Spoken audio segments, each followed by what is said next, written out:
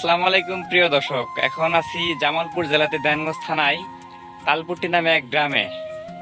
এখানে এক কাকার সাথে দেখা হয়েছে। এখানে ওই যে কাকা, এগুলা কি আবাদ করছেন আপনি? চিনা এগুলা মানে কি কিরকম কি কেমনে কি আবাদ করা লাগে? এটা চাষ করে মনে লাগে বইনা আর কি। মানে খালি চাষের পরে খালি বুনে রাখছেন নাকি? বইনা রাখছি, দুইবার বীজ দিছি।